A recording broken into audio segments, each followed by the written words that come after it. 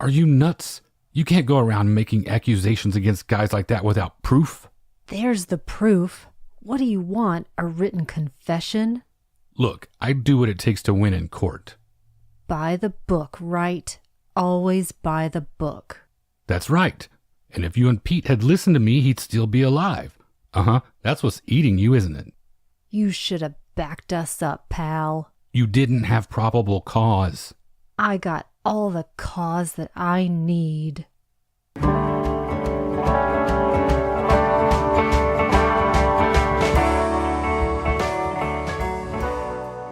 Welcome to the Magic Lantern Podcast, an ongoing informal discussion of the films we love and the things we love about them. I am Erica Long. And I am Cole Rolane. Each episode of the Magic Lantern will be devoted to one film that we alternately select, and we will discuss why it is significant to us. Just a note, whether the film is a classic or a more contemporary title, this will be an in-depth discussion that will include explicit plot details and potential spoilers. We had a quick turnaround from our Magic Jack-O-Lantern episode to keep on our otherwise regular schedule. So here we are 5 days later at episode 90, and that is back to Erica's choice. What are we talking about today? Before I explain what we're going to be discussing, I do want to add a little caveat here. We're not going to shy away from language in this one. It's kind of woven into the film. So parents, don't let your babies listen to this one maybe right now. Let them wait a few years. Now, having said that, October is a grueling month for us, maybe just for me, but I really feel it. We watched at least 31 films and recorded 3 main episodes and 3 bonus Patreon episodes.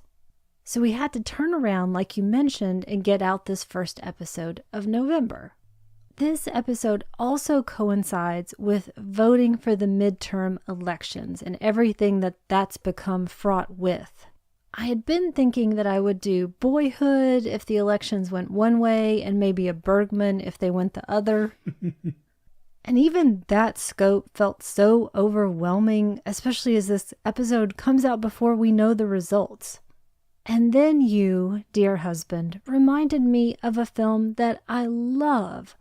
One for which a roared, "Fuck you," is the answer to any situation. And so I chose One Man Force from 1989.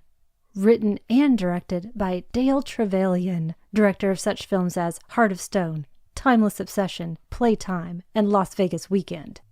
Are you ready for me to do the rest of the credits like the trailer? Do it. With John Matuzak of The Goonies, Ronnie Cox of Beverly Hills Cop, Sam Jones from Flash Gordon, Sharon Farrell of Lone Wolf McQuade, and Charles Napier from Rambo, and also Richard Lynch from God Told Me To from our Jack-O-Lantern episode. After his partner is killed, a cop is hired to locate a kidnapped singer. Which, by the way, I'd completely forgotten about that subplot, but we'll get there in just a minute. This one's kind of a departure for us. I think it's the first movie we've done in which the poster has the protagonist's measurements on it. 6 foot 8 inches, 280 pounds, 21-inch biceps, 55-inch chest. I don't think we'll do this again maybe until we get to the films of Russ Meyer or digging into the Something Weird video catalog with a spy film starring Chesty Morgan. Yikes, can't wait. But this was also a straight-to-video release, which is a big departure for us as well. Yeah, we tend to talk a lot about capital A art on this show. At least that's my tendency. But there is more to cinema than that. So today we are talking about unbridled entertainment, and this movie is pure gold. Also, perhaps the most aptly titled movie I've ever seen. I mean, are you gonna do it to the theme song that you invented? Once again, you're trying to get me to give away my best stuff for free. That is top-tier Patreon-level material that you are talking about right there. All right, pal. Yes, visually, it's no great shakes. It's a glorified TV episode in structure and quality, I feel like. So much so that I keep expecting commercial breaks. Next week on One Man Force. Everything about this screams VHS to me. It's not for Blu-ray purists. It's not for devoted denizens of the art house. So who is it for? Genre lovers, fans of B movies, dare I say it, people with a certain amount of vision. Think about this. Let me ask you a question. Would you be one of those people who knew what you were looking at when you saw Detour in 1945? Would you have just seen the bad rear projection and the $20 sets, or would you have seen a film so noir and fatalistic that the screen couldn't even hold it all? I think stuff like this is a lot harder to judge in the moment. It's easy to sit back and appreciate it 70 odd years down the line after someone has canonized it for you already. But what about when you are confronted with it in real time? Are you willing to do the anointing? Are you willing to put your name on the line and say that this is a great thing right now? Would you be able to see it if you were that close to it? I think sometimes I can probably, unfortunately, be a little bit of a snob. Even though that's ultimately not my aim, I can definitely think that the things that I like are worth it, and the things that I think aren't worth it are not worth seeing generally. So I'm not sure I would have been one of those people with vision for Detour, for example. But I like to think that nowadays, maybe as I get older, I can just give more things a chance and really just fall into them and enjoy them for their own sake, on their own merits, whatever those relative merits might be. Well, let's talk about the merits of One Man Force then. Coming at the end of the cycle of 80s cop action films, this essentially puts a 6'8", 280-pound exclamation point on the genre. It's the film that takes the rogue cop trope and feeds it a mountain of drugs, basically. It is, in its own way, perhaps the pinnacle of the renegade cop movie, I feel like. If you're just looking at it in terms of genre mechanics, look at the hand that we're dealt. There's an angry loose cannon, oh so angry. He goes at it hammer and tong with his by-the-book supervisor. His partner is killed, which sets him on a path to vengeance. He uncovers a bigger conspiracy that reaches its tentacles into the upper echelons. And did we mention he's a one-man force? He's a one-man force for good. You are absolutely dead set on giving away my best stuff. I can't help it. Ever since you started it, it's in my mind all the time. I walk around the house humming it. And it's pretty hummable. It is a synth knockoff of every cop score that came before it. It reminded me a lot of Beverly Hills Cop, but without that kind of bounciness, because it turns into that metal guitar pretty quickly. I just imagine John Parr is going to start singing at some point, right? We're going to put a lot of things in quotation marks in this episode, probably, and I put forth that metal should be the first of those right there. Okay, good point. Yeah, from the opening credits, we are getting the good stuff. And by good stuff, I mean that distinctly 80s synthesizer score, courtesy of David Michael Frank and the Fairlight Music Computer. I don't know if you remember this or not, but there was a time in the 80s in which music was going to be saved by digital technology. Do you remember how all that went?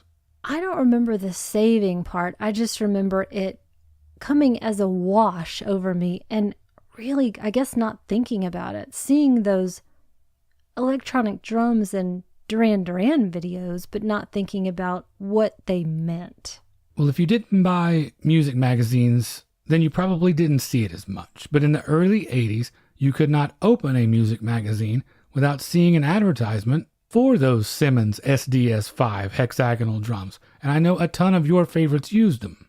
Howard Jones, the aforementioned Duran Duran, Bobby Z, Neil Peart. Okay, maybe not that last one. Yeah, you got some of my favorites at the beginning, and then you lost me. Well, around the same time, a synthesizer computer combo called the Fairlight CMI, computer musical instrument, also took that musical world by storm. To be fair, it was pretty incredible, and it really did have a huge influence on the music industry. Peter Gabriel had one, Thomas Dolby, Herbie Hancock, who was always an early adopter, Stevie Wonder, that orchestral sting in Owner of a Lonely Heart. Everyone has heard of Fairlight, even if they don't know it. Because I definitely didn't know that it was a thing. And even to look at it now, that model, It looks like it's come from the future. Well, it was everywhere, so much so that Phil Collins put in the liner notes of No Jacket Required that there is no Fairlight on this record. What would you guess for a price tag when this hit the market back in 1980? Wait a second, though. I mean, anyone who has heard Sussudio or seen the video knows there was no Fairlight in there. That's all people. All strings and all horns. But back to your question. Oh my gosh, I don't know. It had to have been expensive, I would guess. I'm going to say, I don't know, $8,000. Add about 20 grand to that, and then you're on target. $28,000, give or take. The price of a Porsche 911 in $1980. That's unbelievable. And it was also roughly the size of a Porsche, right? Well, I mention all that to give you an idea of just how state-of-the-art this was. Working musicians could never have afforded this. I thought of it then as something completely out of reach. It had the sheen of the elite all over it. It sounded like money and excess. And you can hear that in the example that I associate it with most, the soundtrack for Miami Vice. It's perfect for that type of thing and for this type of movie. Not that this had the same budget, but by 1989, technology was becoming more affordable. So the score really is one of my favorite and most appropriate parts of the movie. It's so irresistible that I did have to compose my own lyrics to it, after all. Are you going to do them now? Or are you still going to make us wait? I'm going to insert a huge gap of silence right here, after which I do nothing. Okay. Well, the opening theme, that accompanies scenes of what, based on the smog, has to either be LA in 1989 or New Delhi right now. It's at least the industrial armpit section of LA that we get to know pretty well. Yeah, this opening panorama gives you an idea of the visual majesty that is in store for you for the next 90 minutes. And not to be outdone by the geographic splendor, we have the wardrobe. I think he wears sweatpants throughout this whole thing. There's a lot of Adidas tracksuits and then windbreakers and just kind of interchange those and no shirts under the tops of the tracksuits. Shall we break down this budget? I think at least 80% of it obviously went to cocaine. The rest towards buying that used Fairlight to compose the score and then some workout gear. That sounds fair. Now, we know we're in good hands because we immediately start in this longest car you've ever seen and it just decides to plow into some boxes for really no reason. And then that car pulls up outside of some abandoned, haunted hardware store. We don't quite know what we're getting into yet. We see our hero, John Matuzak, put pantyhose over his head. So we think, okay, some sort of a heist maybe. And I see his fancy high-top sneakers. He pulls aside a metal door because he can, and then picks a lock, and he's got now not only the world's longest car, the world's longest gun, and it's drawn, and he's in some back room of someplace. I think maybe I hear a tea kettle, and then we realize we're in a bar. Now he's creeping around all over the place, and he's got the gun cocked and aimed this whole time. There's a lady in a nightgown talking to some big chunk head in a tank top. And our masked guy draws a bead on them and says freeze. I haven't heard freeze in a long time, so that was pretty fun. And so he starts shooting, and then a whole bunch of people just wake up in the bar and start shooting back at him. My favorite is the guy who says, "Gotcha, sucker."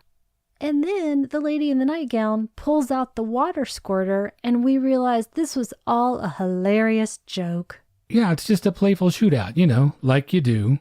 We find out it's essentially paintball, and this is just how they have fun and unwind, sneaking up on each other with guns. I think my favorite part of it was when he asked, "How did you know I was here?" They could probably hear him grinding his teeth. He can barely keep his eyes in his head. John Matuzak's heart, I think, was probably the size of a basketball. Unfortunately, that's probably true. I'm going to bring the room down just for a second. He died, unfortunately, before the film came out. He died in June. The film came out in September. And part of his issue, it was all drug related, but he did have an enlarged heart.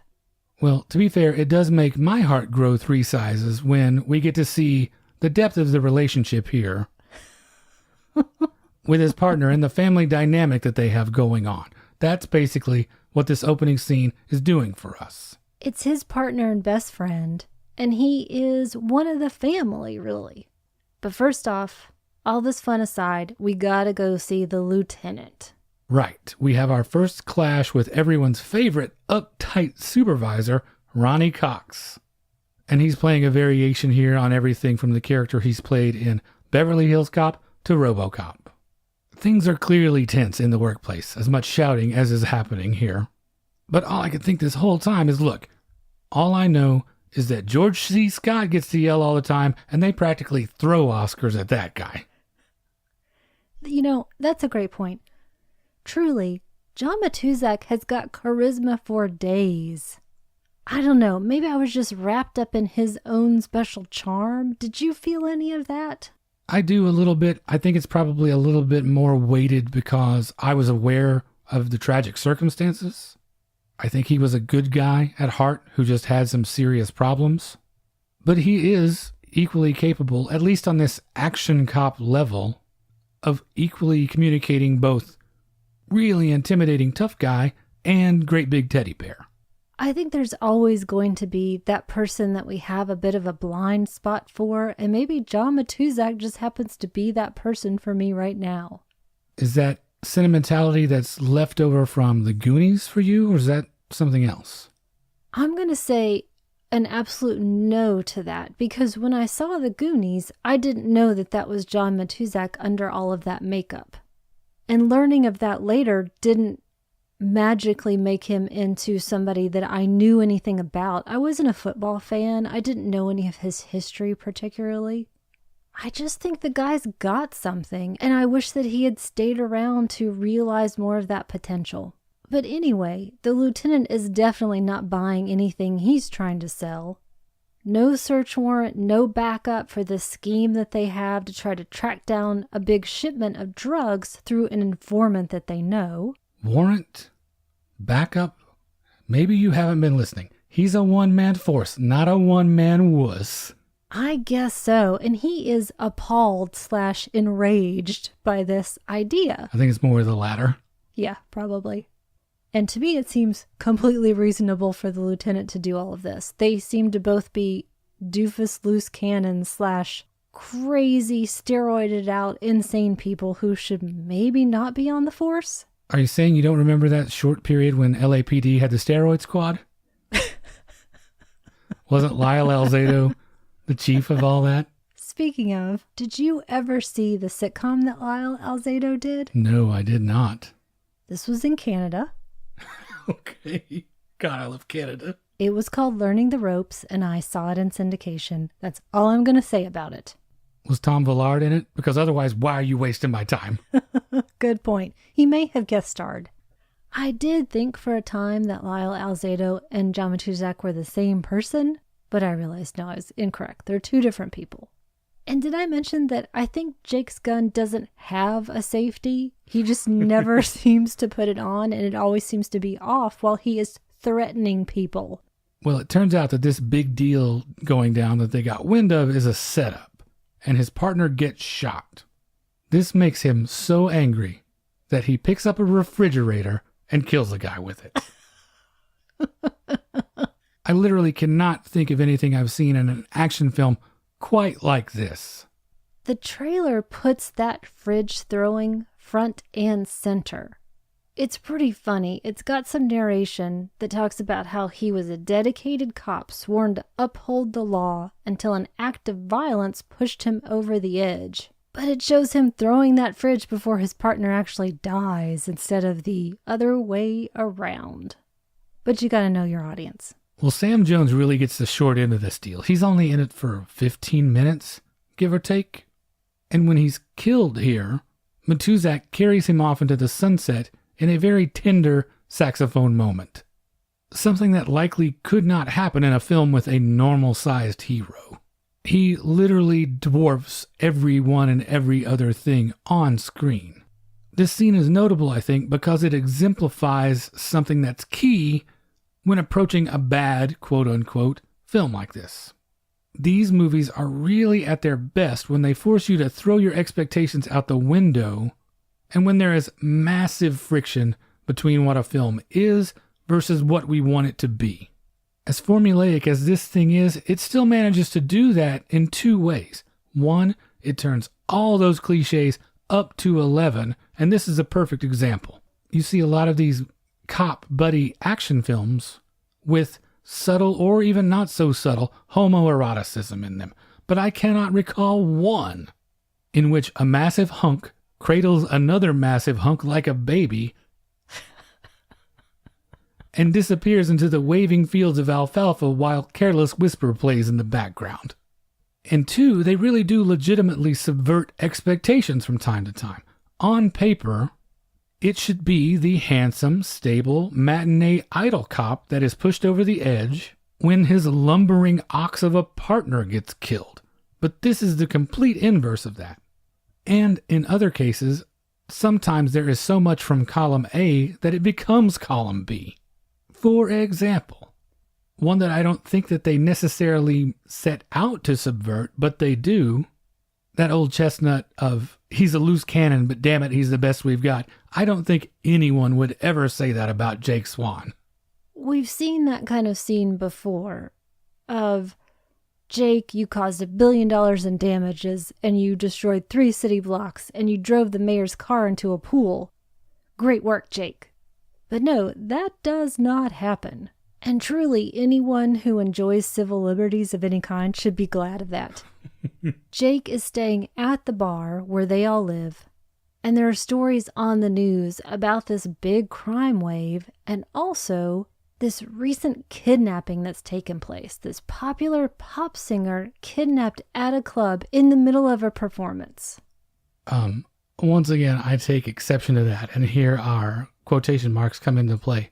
She is a rock star. Their phrase, not mine. You are so true. I was trying to correct it. That's Stacey Q, by the way, of Two of Hearts fame. This kidnapping happens to get caught on film somehow, fortunately for comedy fans everywhere. Fortunately from many camera angles as well. From this grainy footage, it looks like Stacey Q is performing at the Barstow Ramada Inn when the Beagle Boys come in and whisk her away until Scrooge McDuck coughs up the ransom.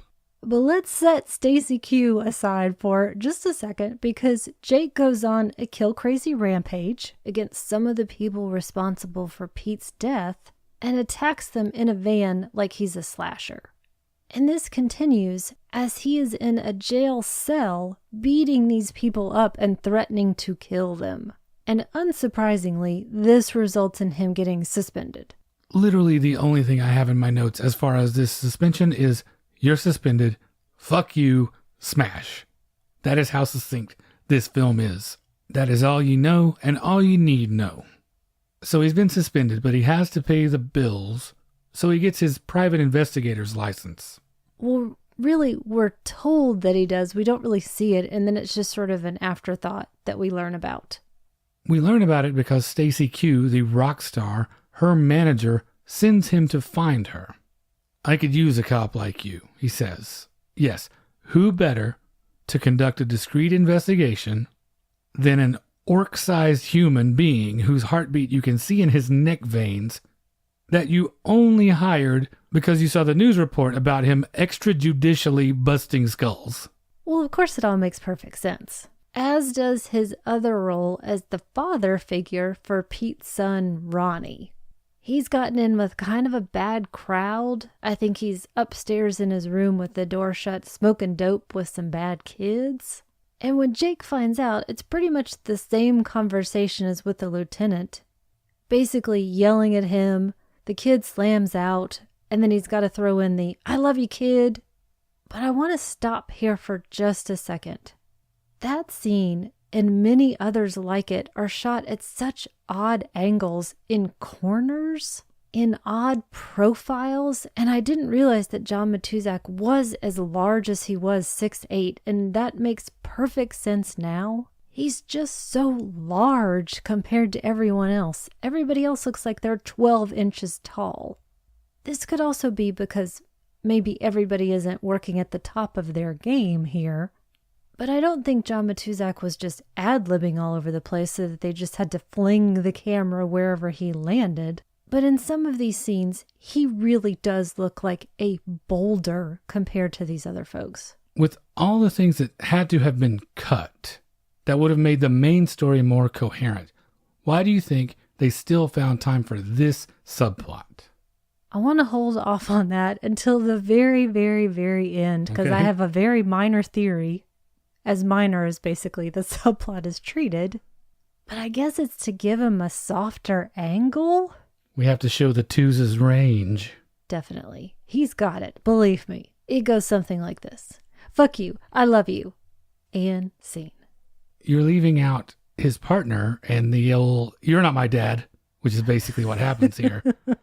Right. The kid runs off before they can have a teachable moment with the heavy bag. But don't worry. It's 1989. There will be a montage. Definitely. In the meantime, however, we have what I consider to be my favorite scene. How about you? I think I'm right there with you. Again, this is one of the staple scenes of the genre. You see this over and over and over again, but never quite like this.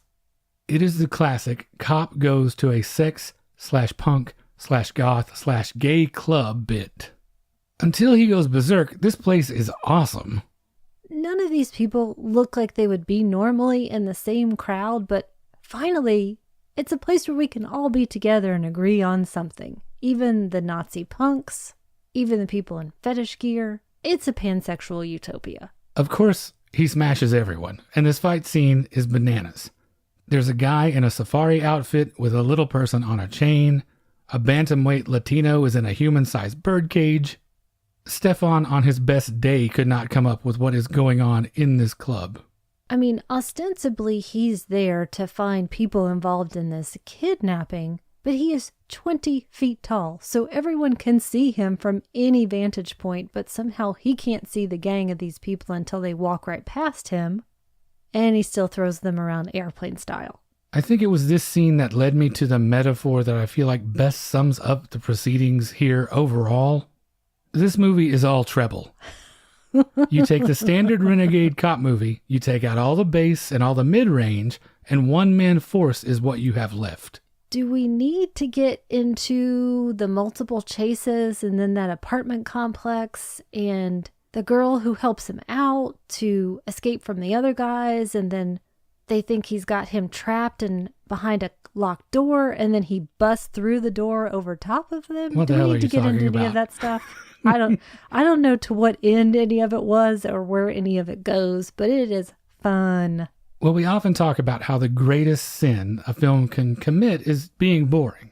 One Man Force does not know the meaning of the word. If there's ever a quiet moment, it's only because he's hiding behind something for a few seconds, waiting to jump out and yell and smash someone with a hotel ice machine. Did that happen? In my mind, it did. Okay. It may have also in the movie. Well, obviously he gets arrested. Sorry. That's okay.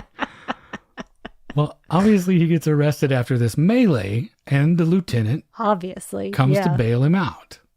It gives him a chance to drop some exposition on us and warn the Twos to lay off.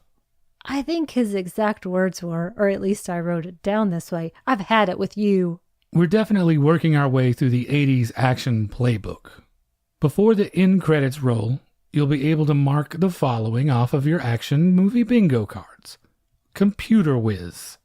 One-liners of debatable quality after kills, a slimy lawyer, a wheelchair-bound pal who is a munitions expert, multiple empty warehouses, multiple explosions, and perhaps my favorite of them all, the workout montage with the kid. He's trying to get his life back on track, reasonably so, but the local young toughs are still giving him a hard time. The solution? Apparently it's getting a good pump with some 12-pound dumbbells.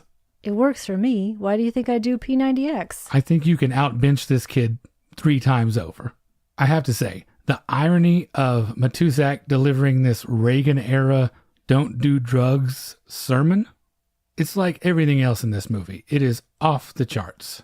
While this is happening, though, Jake has put together that the kidnapping is involved with whomever killed Pete.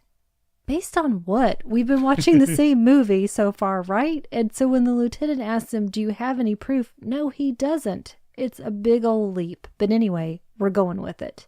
The conspiracy goes even bigger than all of this kidnapping and Pete's murder. It's really all about money laundering. South American drug lords getting their money cleaned by some super rich white American bankers. I only mention that so I can talk about the next club that he goes to, where Santiago, the South American drug lord, is.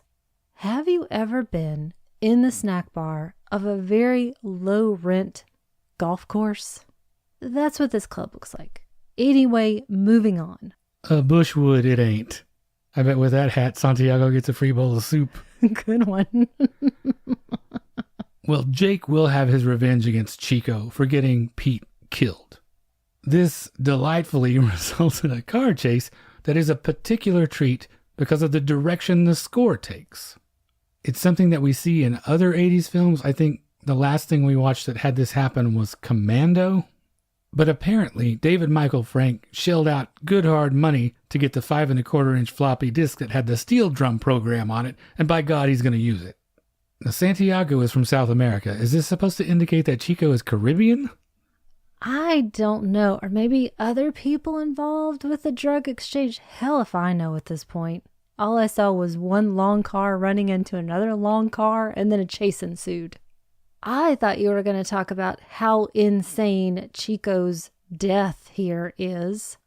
It looks like Chico's going to come to a complete stop in this car, but instead, he drives over part of an industrial site, and the car explodes. The whole time, we hear Chico or someone on the soundtrack screaming. And Jake says, I'm going to get you, Chico, with 50 O's. Okay, Chico down, 50 to go. Yet another visit to yet another club, and this time, the charms of Matuzak are so irresistible. He is wearing a windbreaker, and he talks about the size of his penis, and they're dancing to Falco. So what else are you going to do? What the hell is happening with this girl picking him up? I am beyond curious about the Slovenian mail-order bride service that assisted with the casting of this role. The high-cut panties came with it. It's just another one of the ways for me to get a foothold into a movie like this. There are all kinds of strategies for approaching bad films. If you're a creator, you can learn to make good movies by watching bad ones.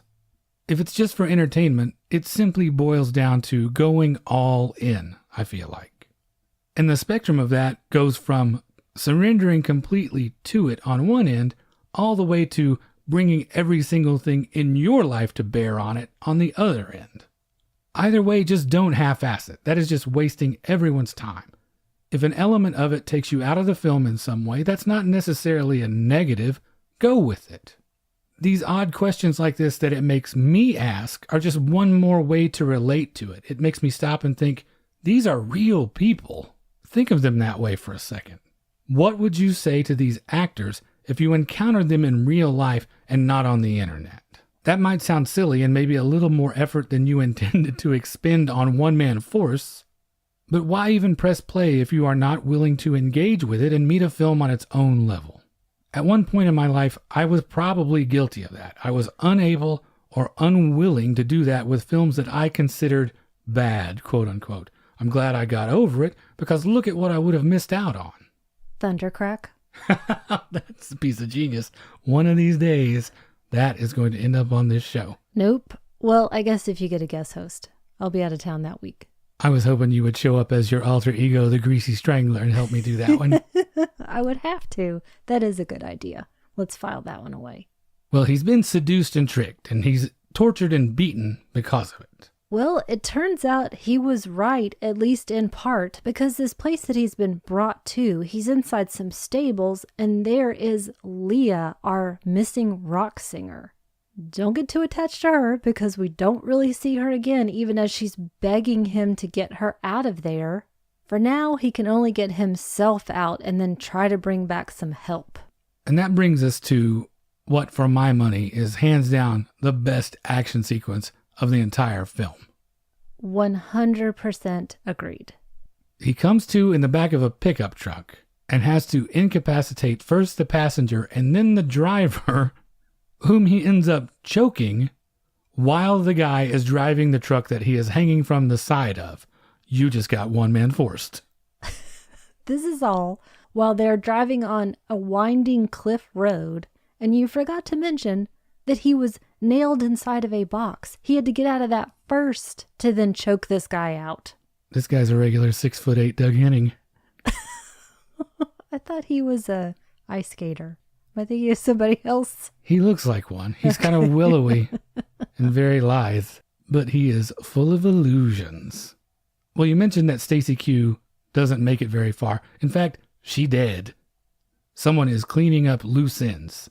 This all comes back to Jake's theory again, connecting all of these loose ends, because we don't really see any of it happen. We just see the dead bodies. And his explanation is plausible enough, so let's just go with it. Now it's time to bring it all home to the rich guys pulling the strings. He leans on this slimy lawyer, records his confession. I think the only archetype missing from this whole thing was an art dealer. Where was the art dealer in this? Maybe import-export. Okay. You know who could sniff that out? Some legal eagles. That's what we need here. Some love touch. Gross. Well, this just proves that Jake was right all along. He takes this recorded evidence to the lieutenant. The lieutenant finally sees it his way. After all this time, I guess whatever low bar for burden of proof that is necessary has been met, and so we're all heading towards this final showdown. Forget it, Jake. It's El Monte. That's a super deep cut from the film. I don't know. Do you need more proof? I hope not, because I really didn't follow much of it. Who needs proof when you've got a tank? What is it that Chekhov says about tanks? One must never place a loaded tank on screen that isn't going to go off. Because one second it's 1989 Los Angeles, and then all of a sudden it's Escape from New York up in here. Every barrel at this construction site somehow mysteriously now contains a garbage fire. There are these explosions that look more like a fireworks display when it comes down to it. And we discover, shock of all shocks, the lieutenant has sold him out. Which honestly is too bad, because he's been right the whole time. Jake didn't have any proof, any probable cause. He couldn't have won it in court. He was completely on the wrong side of this. But the lieutenant apparently had a gambling problem, so that's how he got in with the bad guys. How they always get you. It's true. Or if it's not that, it's drugs. Or if it's not that, it's prostitutes, etc., etc. The saddest part for me here at the end is that Robert Tessier meets his grisly and undignified end right here. Side note, I love Robert Tessier. Do you? If you grew up like I did with a certain strain of 70s action films, specifically those of Hal Needham, then you were intimately acquainted with that bald head. He was one of the greatest stuntmen out there, and whenever you needed a quality heavy in the 70s, you called Robert Tessier. You see him in The Longest Yard and Hooper and Cannonball Run. He's a bare-knuckle fighter against Charles Bronson in Hard Times.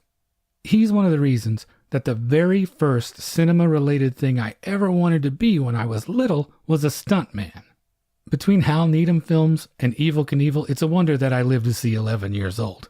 I was jumping my bike over ditches, jumping off roofs with a sheet to see if a parachute would work, choreographing fake fights. I love stuntmen, and he was one of my absolute favorites. I think this was probably a first for him in his career, getting smashed with a Pepsi machine.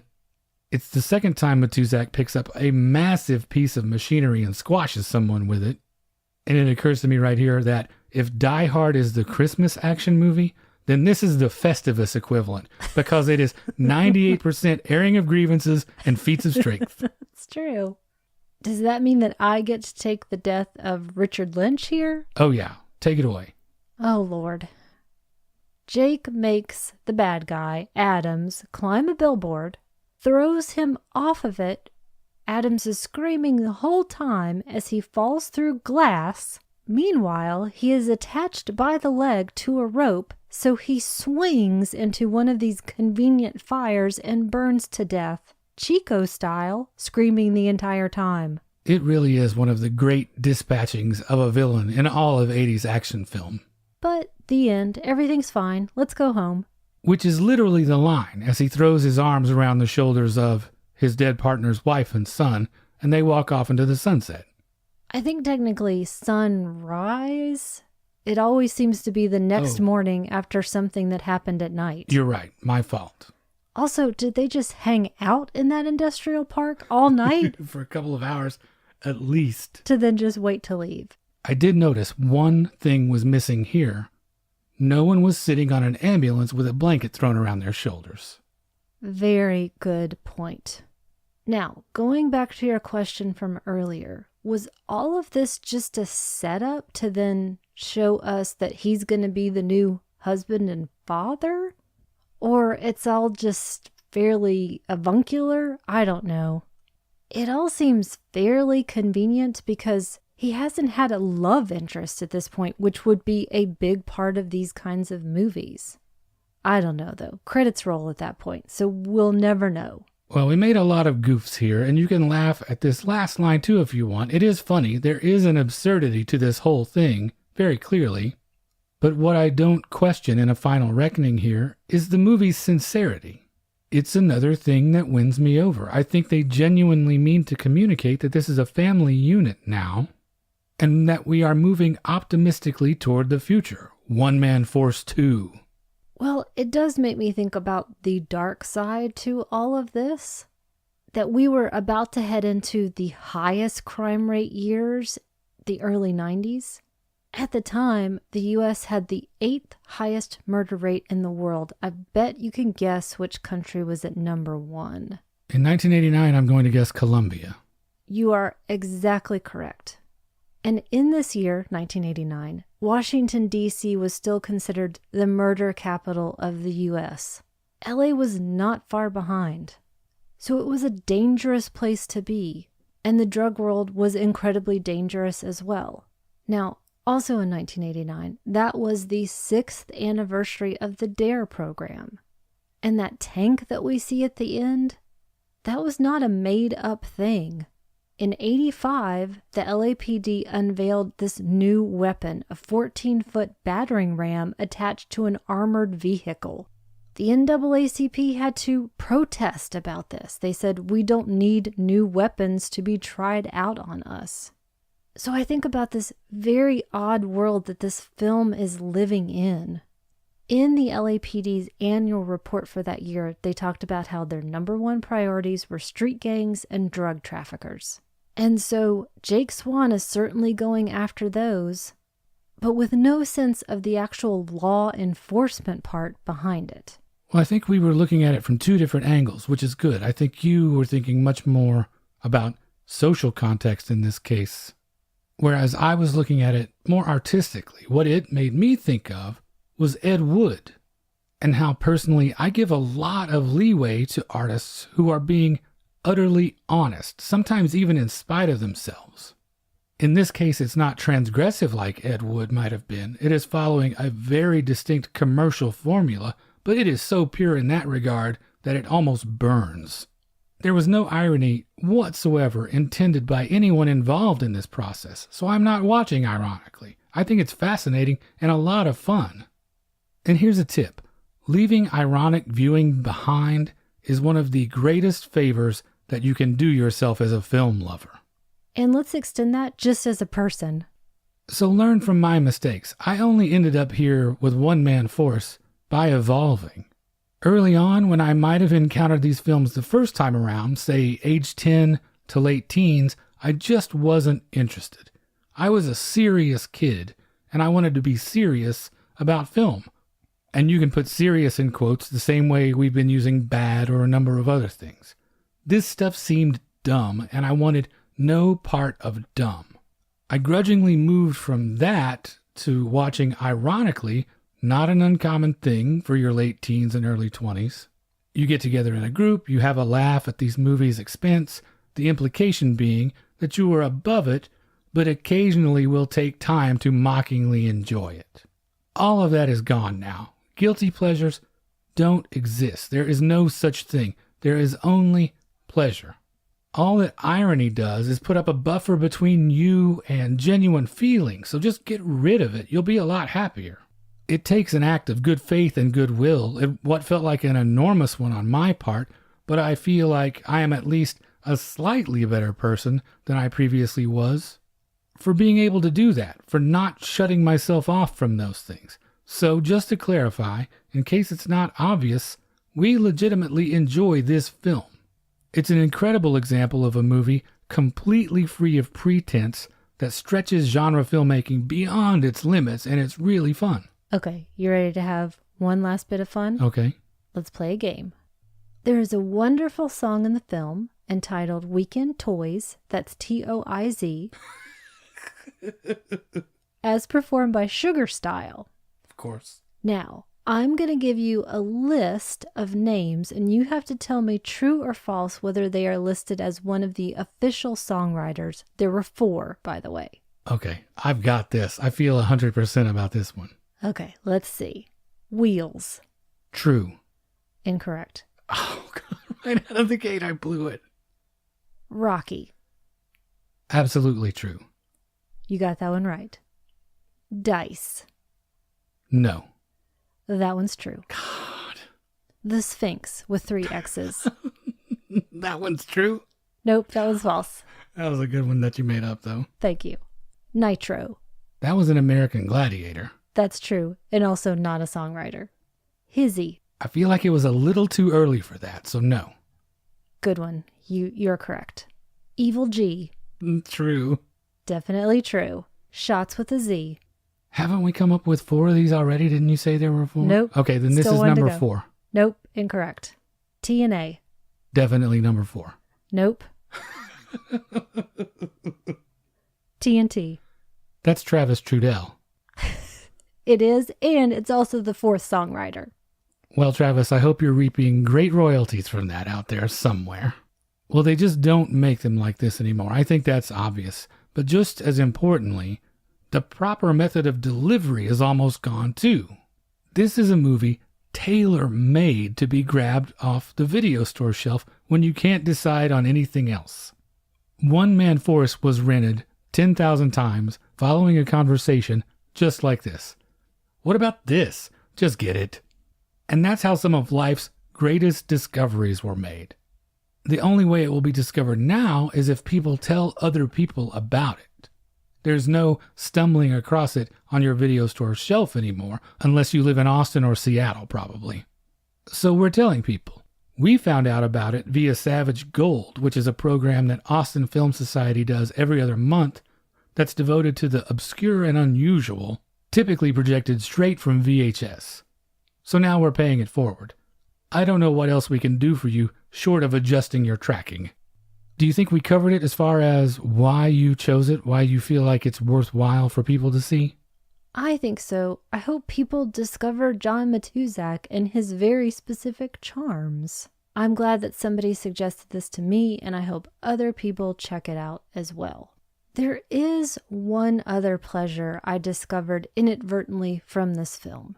That is diving into the adjacent IMDb and Wikipedia entries for the actors and professionals who work on these kinds of films. It reminds me that there is absolute gold that can be stumbled across when perusing these resources. Entries written by crazed superfans, faceless studio employees, the subject's publicist or relatives, or even the subjects themselves. I've got a couple of cases in point. John Matuzak's entry gets very specific about motivations stemming from being bullied into what made him into the man that he would become.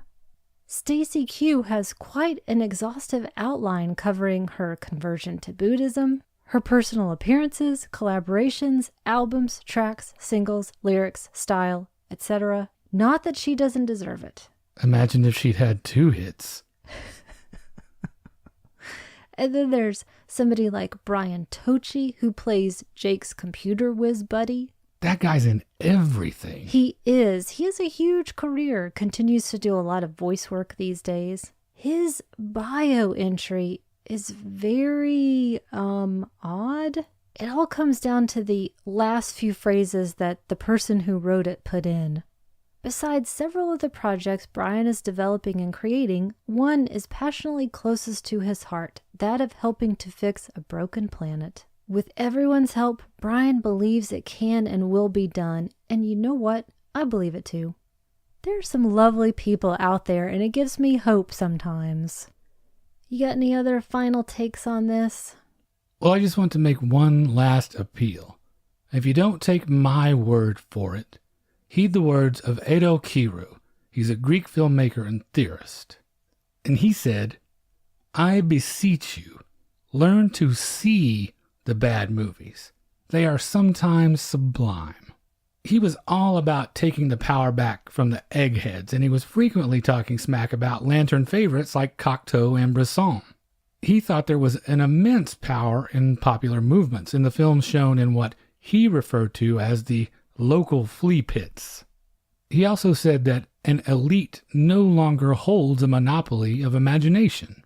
He saw it as a great leveling, a springboard into everything from political revolution to embracing surrealism. So don't underestimate the majesty of bad films. You're just doing yourself a disservice. We could fill Yankee Stadium with the critics that history has proven wrong on this count.